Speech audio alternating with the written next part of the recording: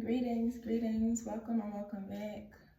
I'm Tanaya, or the Perspective Dealer, and I love you. Today we are going to talk about mental health, or my unique perspective on mental health. And it's so interesting because I really don't feel like doing anything, and I haven't felt like doing anything. I can't even say lately because that's not true. Sometimes my mind will, like if something happens for 2 days, I'll be like, oh, it's been like this all week. And I'm pulling myself out of that by recognizing the truth and what I feel.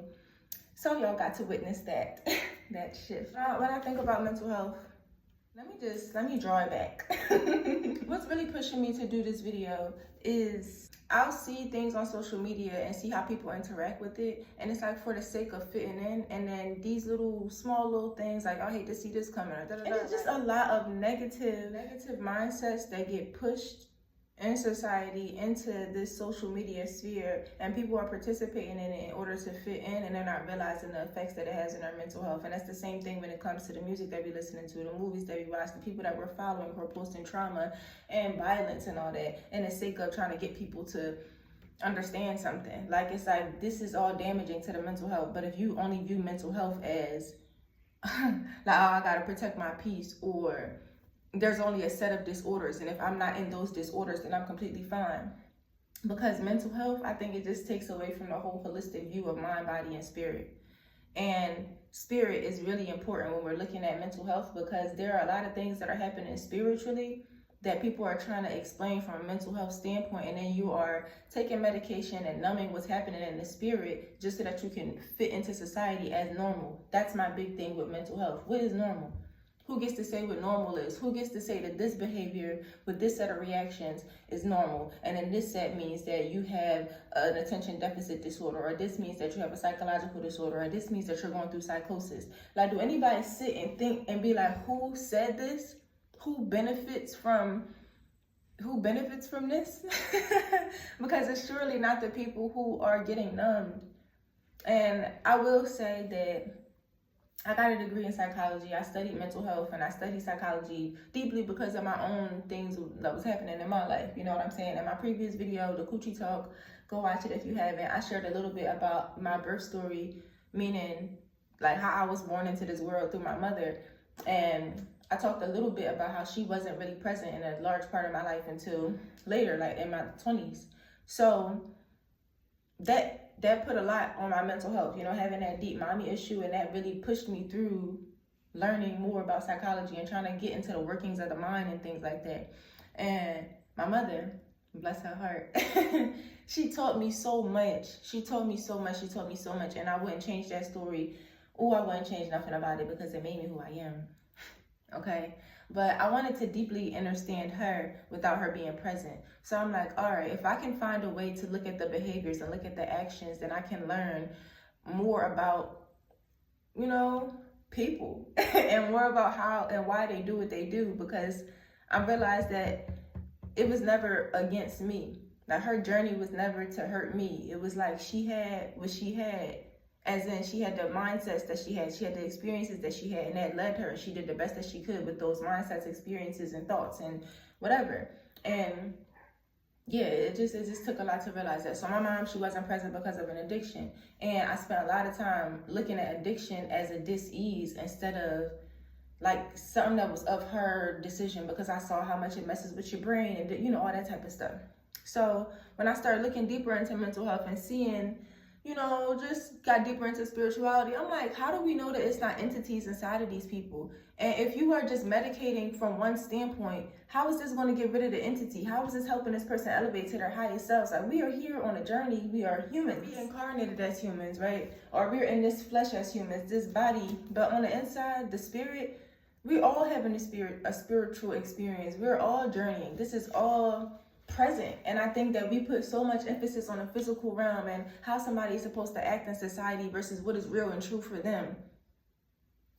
As long as they can contribute to society in some certain way, then that helps. Like, I'm thinking about how they used to have it in the DSM that a lady on her cycle, it was like hysteria was a mental illness. People who was trying to get away from slavery, they had runaways as a mental illness. Like, oh, you must be crazy if you're trying to run away from somebody that's providing you housing and food and this and that. And it's like, bro, it's slavery. I'm trying to get away, and that's rightfully so. But you think I'm crazy because, you know what I'm saying?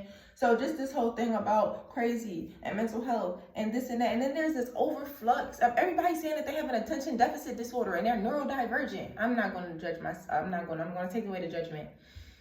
But I see a lot of that self-diagnosis, and even just people running to go get a diagnosis, to go claim something. And this relates to the social media thing. Y'all see something on there that you think hits a little bit, or you self-diagnosing yourself on the internet because you think that you benefit from having a dis-ease because you fit in. Like, I'm really trying to take away the judgment. I just don't understand a group of people who are like rushing to go be a part of something, not even really truly them. Like, if you never had this social media, would you be trying to self-diagnose yourself for this? And then also, look at social media. You got people videos that's like 1 second these days, and people are scrolling and scrolling and scrolling and scrolling. I don't see people watch 15-minute videos no more, documentaries and all that. That's not true. I do see people do those things. But what I'm saying is that the attention for what the majority can watch is decreased. And people are thinking that it's an attention deficit disorder. What about looking at the environment? Like, let's add up all the things. Let's add up all the things. I think that a lot of people would benefit from looking at something that has gotten common, looking at it, just observing it, and seeing all the other factors of it before rushing to go try to be a part of something, or even seeing who benefits from it. That's a great question to ask. Who benefits? Let me get back on mental health. I also truly think and believe that a lot of the circumstances, I know a lot of the circumstances that are present now when it comes to the music and the way the people are acting and the food and the gases in the air, all this stuff I don't think was present in the ancient times. You see what I'm saying? So to say that, oh, our ancestors didn't do this, our ancestors probably really didn't have depression because they were nourished, because depression is just malnourishment. And we're thinking, people think that you just go take a pill. I got diagnosed with depression before. They said, we're going to give you a happy pill. My brain don't work like that. You tell me I need a happy pill, I'm looking at you like, I thought happiness came from within. You're telling me that this happiness is in a pill. Why? You know what I'm saying? I probably talked about this before on my YouTube when I explained my vegan journey, because me going vegan had a lot to do with my mental health. It be in the food, in the choices, and like, yeah. So even now, as I am going through some stuff, my mental right now, I can see a conflict that is on the inside. And the conflict is that there's one part of me that is fighting to stay the same. Like, it's like, I want to stay comfortable. Though I do want things to change, I don't want to change the things within myself. And then another part of me is like, I'm so ready to meet you. I'm so ready to get rid of whatever got to get rid of so that I can come through. And it's like this, but this part is weaker. It's dwindling, and I can feel that. So I'm just allowing myself to feel that instead of judging myself. And I think that a lot of the mental health stuff in the Western world has a lot to do with looking normal for society, or being normal for society, or trying to make sure that you can show up with your best foot forward and stuff. And sometimes putting your best foot forward truly is getting out of bed. You know what I'm saying? And a lot of mental health is having the courage and the motivation and the bravery and the energy to do the opposite. Because I haven't been doing the opposite, right? Like, I was knowing I'm supposed to get up, get on my yoga mat, not get on my phone, do some journaling, do some reading, not what I'm supposed to do, but these are things that I know are beneficial to my body, to my life, that are like helpful to me committing to myself and my journey. And I haven't been feeling like doing it. And I also haven't had the motivation to do the opposite. But I'm sitting here telling y'all this, right? While I talk about this mental health thing, just to show that we have more control than we think. When you really sit and get inside yourself, you got more control than you think. And it's not to say that we don't need nobody else. Like, we don't need therapy. We don't need spiritual counsel. We don't need, just somebody else, because we do need guidance. And God is there, but also God is here. So it's more so to say, don't so easily accept diagnosis and labels from people, because they're all operating from the times that we're in. And while, yes, we all have to live and adapt in the times that we're in, this time isn't all that existed. And if you're only looking at things from this time, it's just not proper, because we weren't only born in this time. Like, we had a whole life. And if you're not looking at my whole life before you, that's my opinion. So I guess my other perspective on mental health just has a lot to do with not accepting labels and diagnosis from people. So it's not really a second point. I don't really fully grasp how someone can so easily accept something that somebody else told them just because they wearing a white coat or because they're wearing glasses or because they got a name tag. It's like, do you not know that you're a God? You had to tell them some of the things that you're experiencing. You had to be with them to show them like you're a part of that too. And you can always get a second opinion, but it's almost like it's cool to have a diagnosis. It's oh, I got this, so now I can explain this, or I got this, so this is the reason why I do that. And it just gives people a blanket. It gives people a crutch to me. And especially if you're not looking at it from a holistic standpoint and it's only this, oh, well, my this and my that is the reason why I'm this. First of all, why are you claiming it like it's really yours, like you gave birth to it? It's not yours. It's something that you're experiencing. It's something that's in your field right now, but it's not yours. And like, it be so attached to people because you say it's mine. My depression, my anxiety, my BPD, my this, my that. Somebody made you like weak. Somebody gave you like a reason to be a victim, and you're not a victim, you're a warrior. It's an experience that you're having currently. It doesn't have to be forever, but they tell you that it's forever. Why? Because they benefit from letting you know that it's forever. They benefit from making you feel like you got something to fix. They benefit from making it feel like it's something inside your brain, inside your body that you can't fix without them. They benefit from that, but you can fix it. And when I say them, it's just, of course, like I was saying before, like we all need help. We all need community. We all need someone else because we are not the only one that knows. There are other people who know. Be mindful of who you're going to when it comes to, be mindful of who, like, just be mindful of who you're going to listen to and accept diagnosis from. And be mindful of even how it looks. Like, if somebody is kicking it to you, like you're going to need them forever, you should probably back out. If they're kicking it to you, like, okay, I'm going to give you this set of coping mechanisms, this set of whatever, this little, they're gonna give you a set of something so that they can teach you how to be self-sufficient within your own right. If someone is teaching you self-sufficiency over time versus somebody telling you that they're gonna need them forever, you're gonna have to pay for this forever because you're just messed up forever, like, come on. I don't like to hold that. So mental health in the Western society has just like, it tripped me out, it turned me off. It has made me not even want to talk about my degree because it's like I don't agree with a lot of things that's in that DSM. And this is strictly from my spirit. I do enough research on African spirituality. I do enough praying and meditation and just see that it's something different here. It's something between the lines to be looked at when it comes to mental health. And like I said, the number one question to ask is who benefits from this? Who benefits?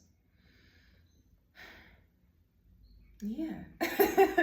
It's a certain way that you got to handle yourself, and it's never lightly. You got to handle yourself with high integrity and protection and honor and things like that. And but you can so easily just let somebody tell you something about yourself and make that change the whole trajectory of how you view, think, and act about in this world. You know, I think we got to realize our strength a little bit more. I think we need to look at things from a more holistic standpoint a lot more. And I think that we need to stop accepting diagnosis from people. I think we need to stop going into this whole self-diagnosis thing because you saw something on the internet. You know how many times I've been swayed to be like, maybe I should look into neurodivergency because I do sleep like that. Or maybe I do got ADHD because I do struggle with this and I do get distracted and all that. But getting distracted sometimes don't mean that you got ADHD. Sleeping and holding your head don't mean that you're neurodivergent. Like, it's like, it's the smallest little shit. They be like, oh, if you hold a shell like this, then you got ADHD. And y'all be like, yep, my diagnosis.